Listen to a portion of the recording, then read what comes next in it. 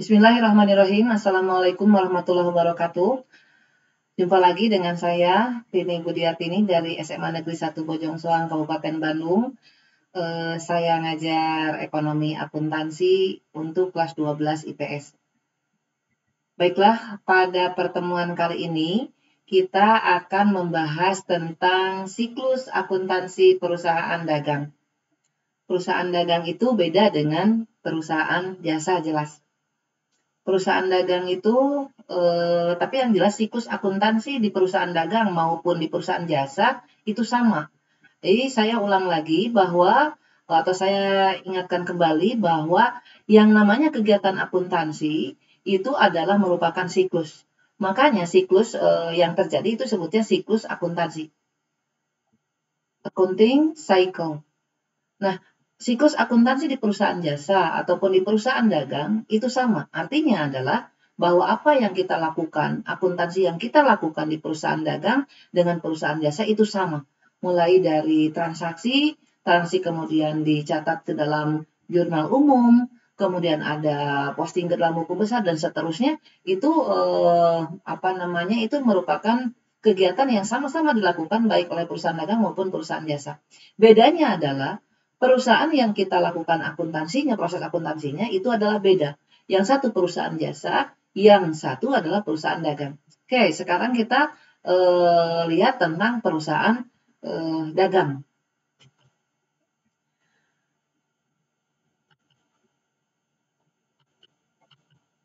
Apa itu perusahaan dagang? Itu bisa dilihat di sini bahwa ciri perusahaan dagang itu adalah perusahaan yang membeli barang dagang dan menjualnya kembali tanpa merubah bentuk atau tanpa mengadakan perubahan atau pengolahan terlebih dahulu. Atau perusahaan dagang itu tidak melakukan proses produksi. Secara ekonomi, proses produksi itu adalah merubah input menjadi output. Misalnya, dari terigu diproses sehingga menjadi kue. Nah, itu proses produksi. Kalau perusahaan dagang, yang dikatakan perusahaan dagang itu dia tidak melakukan proses produksi. Dia membeli barang yang sudah jadi, kemudian dijual kembali tanpa merubah bentuk. Nah, kecuali kalau misalnya dia membeli barang yang sudah jadi tanpa ada brand atau merek, kemudian dia memberikan merek, nah kemudian untuk dijual kembali. Sehingga orang tahu bahwa barang tersebut adalah mereknya dia. Nah, itu dalam hal ini, pemberian brand atau merek pada barang tadi itu bukan proses produksi. Karena kalau proses produksi itu merubah bentuk dari yang tadinya input menjadi output. Atau kayak tadi dari yang tadinya terigu menjadi seloyang kue misalnya. Tapi kalau yang namanya memberikan brand, sepatu misalnya tetap aja sepatu dengan pemberian dengan ada brandnya. Artinya dengan pemberian brand itu tidak merubah bentuk sepatu itu sendiri. Nah, itulah perusahaan dagang. Jadi perusahaan yang membeli barang kemudian menjualnya kembali tanpa merubah bentuk. Kemudian kegiatan akuntansi yang ada di perusahaan dagang yang membedakan dengan perusahaan jasa adalah bahwa di perusahaan dagang itu ada yang namanya akun persediaan barang dagang. Kalau di perusahaan jasa nggak ada. Kemudian kedua, ada perhitungan harga pokok penjualan atau seringkali disingkat dengan HPP, harga pokok penjualan.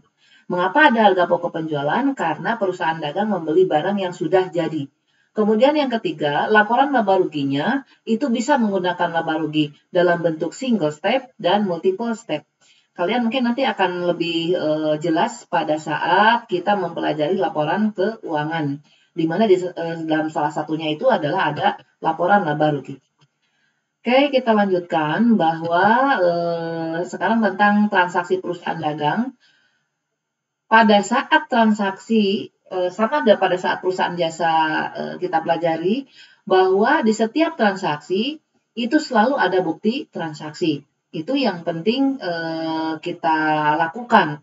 Karena yang akan kita bukukan nanti, apa yang kita catat itu harus selalu didampingi dengan bukti.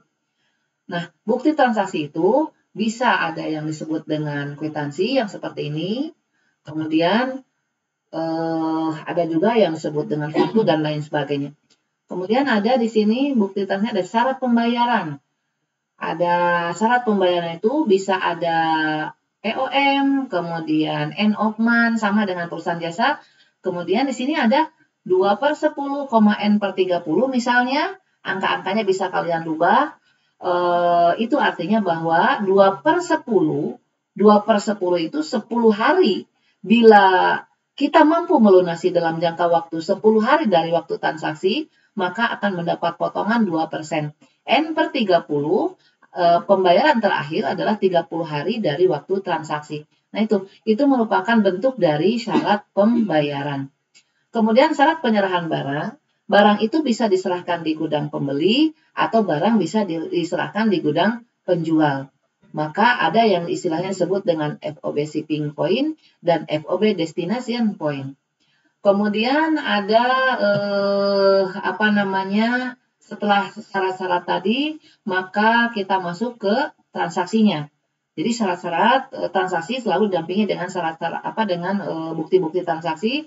Kemudian untuk menjadikan satu transaksi itu ada syarat pembayaran, ada syarat penyerahan, kemudian ada rabat. Rabat itu ada pengurangan harga pada perusahaan dagang.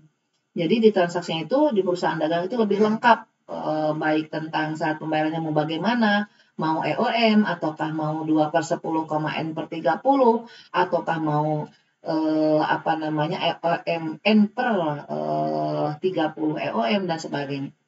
Kemudian juga ada persediaan barang dagang. Nah, kemudian ada akun-akun di perusahaan dagang yang membedakan dengan perusahaan jasa, bahwa di perusahaan dagang itu tadi ada persediaan barang dagang. Karena biasanya orang perusahaan dagang, karena yang dijualnya adalah barang dagang, maka dia selalu mempunyai persediaan barang dagang. Makanya kalau di perusahaan dagang itu ada bagian pergudangan dan seterusnya. Kemudian ada pembelian, karena perusahaan dagang itu perusahaan yang melakukan pembelian. Maka ada akun pembelian. Di dalam akun pembelian ada akun potongan pembelian, ada juga akun retur pembelian dan pengurangan harga. Kemudian karena perusahaan dagang melakukan penjualan, maka ada akun potongan penjualan, ada akun retur penjualan dan pengurangan harga dan seterusnya. Jadi itulah yang akun-akun yang ada di perusahaan dagang yang membedakan antara perusahaan dagang dengan perusahaan jasa. Demikian untuk pertemuan kita kali ini tentang siklus akuntansi perusahaan dagang awal. Lain waktu kita ketemu lagi untuk melanjutkan materi ini. Terima kasih. Assalamualaikum warahmatullahi wabarakatuh.